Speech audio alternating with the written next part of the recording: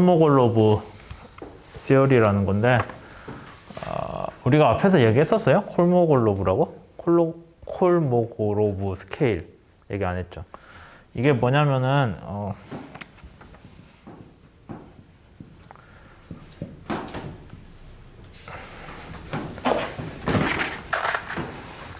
그 앞에서 내내 난류에서 얘기했던 에너지 캐스케이드의 끝자락에서는 들어오는 운동 에너지가 열 에너지로 바뀌는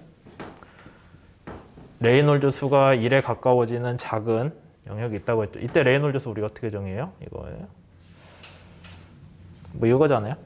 네. 작은 스케일에서 발생하는 유동 현상에 대해 레이놀즈 수가 1에 가까워져서 키네틱 에너지가 열 에너지로 바뀌는 영역을 우리가 코모글로브 스케일이라고 하거든요, 원래. 그러니까 실제로 이 에타가 뭐냐, V가 뭐냐에 대한 말을 해주는 게 콜모글로브 스케일인데, 이제 난류 연구에 좀 공헌을 많이 한 사람 이름을 땄어요. 그래서 그 사람의 이제 얘기를 좀 다루려고 하는데,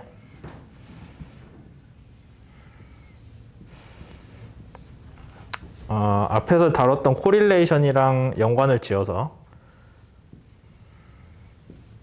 X방향 속도 성분입니다.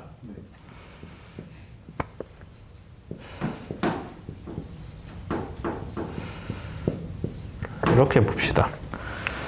그러면 이거식은 뭐를 의미를 하냐면은 원래 어떤 위치에서의 속도 값이 있는 거예요. 근데 R만큼 이동했을 때 그때의 속도 값이 있겠죠. 걔 차이예요. 그러니까 내가 여기에서 얼마만큼의 속도를 가지고 있는데 나 말고 R만큼 떨어진 누구는 얼마만큼의 속도를 가지고 있더라. 서로 빼준 값이 델타 V. 왜 델타 V라고 썼을까요? 큰 스케일에서 놀지 않겠다는 거예요. 여기 지금 작은 스케일에서 발생하는 속도겠죠. 왜냐하면 만약에 U라고 하면 그건 뭐예요? 유동 전체에서 일반적으로 가해지는 속도잖아요. 그러니까 걔는 뭐 간다고 델타가 있을 이유가 없죠. 로컬한 국부적인 위치의 속도에 R만큼 떨어졌을 때 속도 차이를 얘기를 하는 거예요. 그 다음에 책에서 다루고 있는 게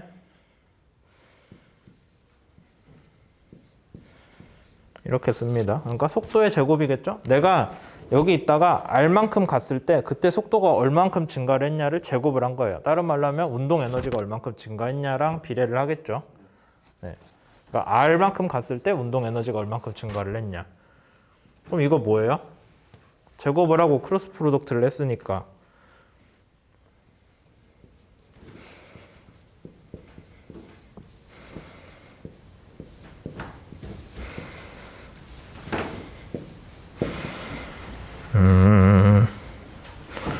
괄호를 잘 쳐야지. 이렇게 할 수 있을까요? 그냥 여기 안에서 델타 V를 얘로 바꿨을 뿐이에요. 뭐 식에 특별한 거 전개 안 했죠. 그 다음에 얘를 전개할 수 있어요? 제곱이잖아요.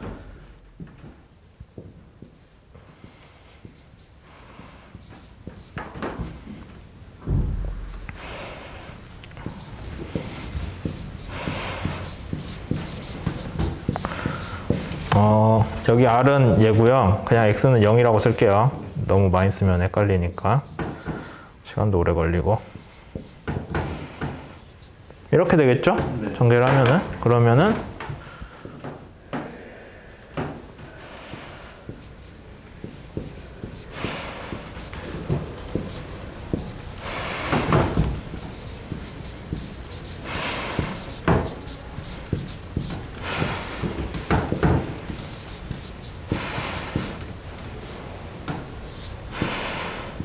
이런 식으로 식이 정리가 되겠네요.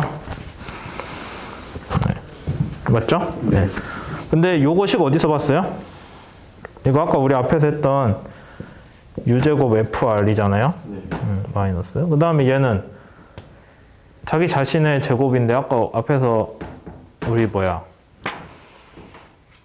그 등방성 아이소트로피 할 때 얘 그냥 U제곱 쓰기로 했잖아요. 여기 나온 U제곱이 이거잖아요, 원래. 맞죠? 앞에서 그렇게 했었어요. 그 다음에 얘도 U제곱이겠죠? 원래는 얘가 진짜 U제곱이고 얘는 R만큼 떨어졌을 때 UX인데, 근데 우리가 아까 전체적으로 균일하다고 했잖아요. 유동이 호모지니어스하다고 했으니까 여기에서의 평균 운동 에너지, 패턴은 다르지만 여기에서의 평균 운동 에너지랑 R만큼 떨어진 데의 평균 운동 에너지는 서로 다 균일할 거잖아요. 그러니까 얘도 U제곱이고 얘도 U제곱이 되겠죠. U제곱으로 묶고 그러면 앞에 2도 나올 수 있죠. U제곱 더 U제곱이니까 1 빼기 F다. 이렇게 됩니다.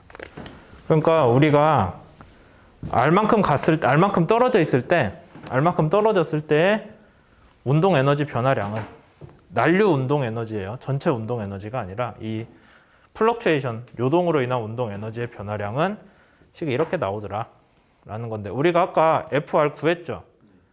뭐 대충 그래프 개형은 구했잖아요. 정확히는 아니더라도, 물론 정확히 구하는 게 어려울 수도 있겠지만 뭐 이런 식으로 여긴 1이고 R 증가할 때 이렇게 구했기 때문에 이제 얘를 여기에 넣으면은 우리가 R만큼 떨어졌을 때 운동 에너지 변화량, 유동의 난류의 운동 에너지 변화량을 알 수 있겠다라는 거고, 그거를 실제로 이 FR 그래프를 반영해서 그린 그림들이 여기 두 가지가 있거든요.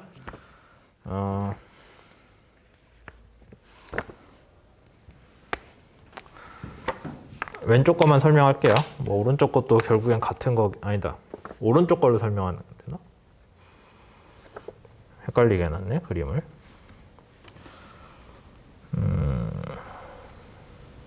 둘 다 합시다 그냥. 하나만 할까 했는데.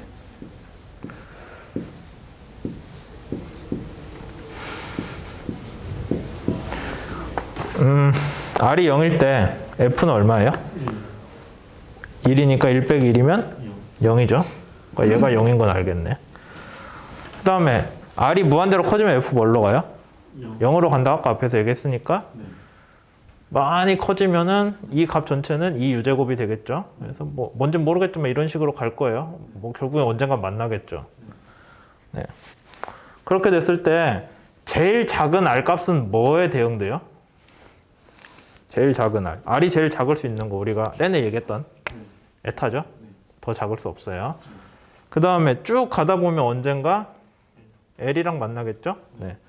그 다음에 여기 사이에 뭔가 어떤 적당한 영역이 있을 텐데 걔를 이너셜 서브 레인지라고 한다는 거예요.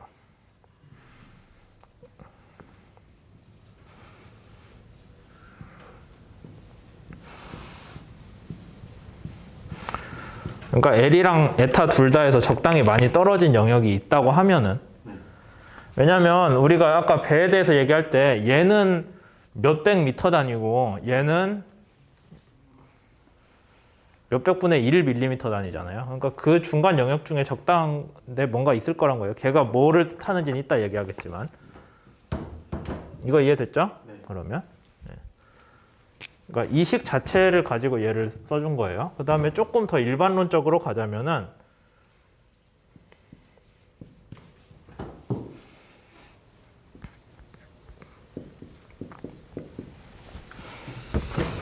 여기를 로그 K로 바꿨으니까 K라는 게 원래 뭐예요?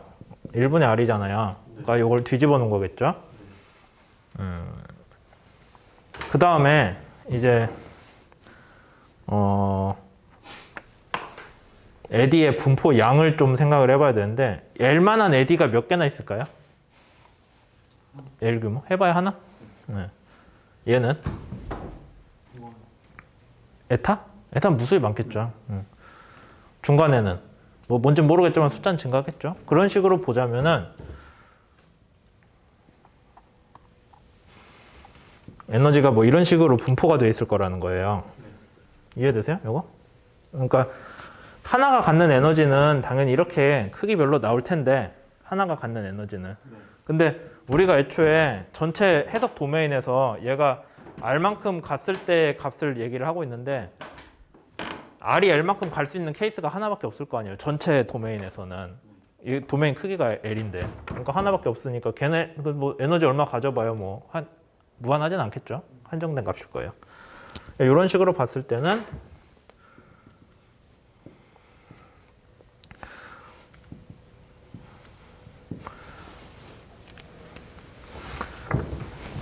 이제 제일 많이 분포되어 있을 때가 L이고 이제 걔보다 더 큰 게 도메인에서 있을 수도 있는데 있을 수도예요. 왜냐하면 우리가 딱 배 길이만큼 잘랐으면은 배보다 큰 애디 없어요. 근데 배 주위로 뭐 앞뒤로 몇백 미터 정도 도메인을 놓고 보자면은 배보다 큰 애디가 있을 수도 있고 없을 수도 있고 그런 것까지 감안을 했을 때 어쨌든 제일 큰 에너지를 갖는 애는 여기에 있을 거고 이제 걔보다 더 멀리 나가면은 있을 것 같지가 않으니까 에너지를 작게 잡는 거죠. 그러니까 실제로 여기 영역만 의미가 있는데 거기에서도 똑같이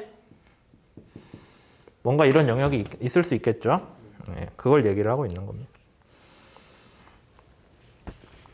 그렇게 했을 때 이제 L 스케일에서 우리가 설명을 하자면은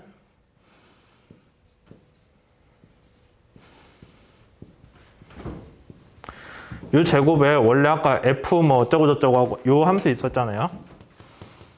네, 이 함수가 있었긴 한데 걔를 차원 해석을 잘 해보니까 책에 나와 있긴 한데 결국에는 FR에 대한 함수잖아요. 얘도 1 빼기 FR이긴 한데 이것도 뭔가 함수 R에 대해서만 변한 함수잖아요. 얘가 1은 안 변하고 FR은 R에 대해 변해. 그러니까 얘도 이런 식으로 쓸 수 있다는 거예요. 그 다음에 무차원화 해주면 L로 나눠준 거고 L이란 스케일에서 에너지는 얘를 따라가자면 그래서 얘를 뭐라고 부르냐면은 이제 실제로 에너지를 가지고 오는 애들이라서 에너지 컨테이닝 에디라고 부릅니다. 그 다음에 얘는 이제 유동장에서 발생하는 제일 큰 에디 와동이기 때문에 기본적으로 비등방성이에요. 비등방이고 얘가 작은 애들한테 에너지를 나눠주는 과정이 등방성으로 가는 거죠. 제일 작은 스케일에서는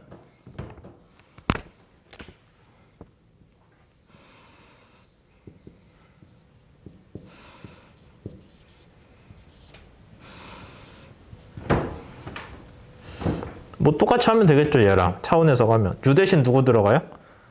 V. 제일 작은 스케일이니까. L 대신 누구 들어가요? 에타. 얘는 영어로 유니버셜 이퀄리브리엄 레인지라고 하는데 유니버설이지.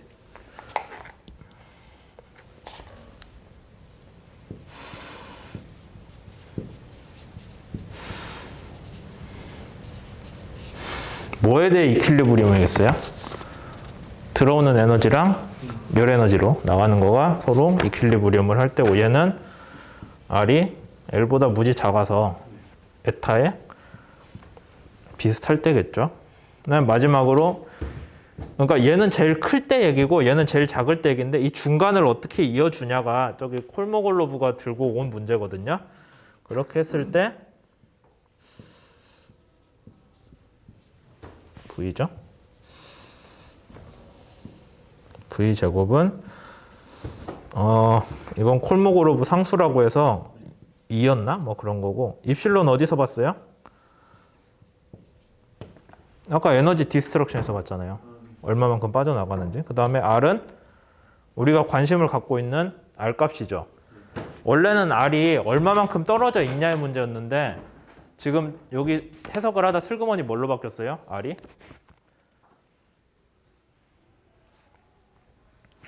에디의 지름으로 바뀌었잖아요. 그러니까 무슨 얘기냐면 여기서 이만큼 반지름 R자리가 있어요. 반지름인가?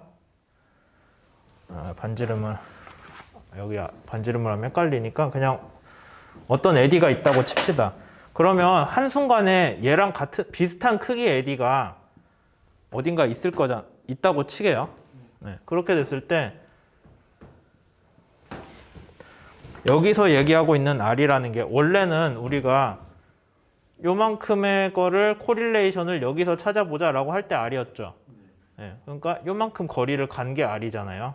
인접한 두 같은 크기의 에디끼리 발생할 수 있는 거리인데 결국엔 얘가 뭐랑 같아요? 이렇게 갖고 오면은 에디 지름이랑 같잖아요. 그러니까 똑같은 크기의 에디들이 발생하고 있다면은 걔간의 코릴레이션이 나오는 R 값이 그냥 그 지름이랑 비슷한 거다라고 우리가 이해를 하고 은근슬쩍 R을 원래는 코릴레이션이 R이었는데 지름으로 그냥 에디의 공간 스케일로 슬그머니 바꿔가지고 온 거예요. 그렇게 해가지고 쭉 풀었더니 제일 큰 애랑 제일 작은 애에 대해서는 대충 이런 식이 성립이 되는데 이걸 바탕으로 끌어왔을 때 R에 대한 함수로 이게 성립이 되는데 그럼 그 중간은 어떻게 되냐? 중간에서 우리가 얼마의 R을 정해줬을 때 걔는 그 R 값을 집어넣고 입실론은 앞에서 구한 에너지 디스트럭션을 집어넣었을 때 나오는 정도의 에너지를 갖는다 라는 거예요. 그 에너지를 갖는 거를 식으로 설명한 게 두 가지 그래프가 되겠죠. 그래서 3장은 여기까지 했는데 이제 기본적으로 난류에서 한 얘기들이 그러니까 뭐 대단한 거 하지 않았어요. 큰 거에서 작은 걸로 에너지 전달한다. 그 다음에 큰 거는 비등방성이다. 원래는 작은 거는 등방성이다. 그 다음에 중간은 이런 것들 식이 정리가 된다. 까지가 있었는데 이제 뭐 거기에 대해서 이름은 또 따로 큰 스케일, 작은 스케일 붙여줬고 그 정도를 합니다. 이제 뒤에 챕터에서는 이런 것들 내용보다는 실제로 그러면 난류를 어떻게 수학적으로 좀 손을 대 볼 거냐라는 건데 그것도 수학이라기보다는 그냥 물리적으로 이렇기 때문에 수식이 이렇게 나온다 정도예요. 우리가 뭐 어려운 미분 방정식 풀고 하는 게 난류 관련해서는 할 수가 없거든요. 애초에 지배 방정식이 안 풀리기 때문에 그래서 뭐 그 정도 되겠죠. 뒤에서도. 됐습니다. 자르고 갈게요.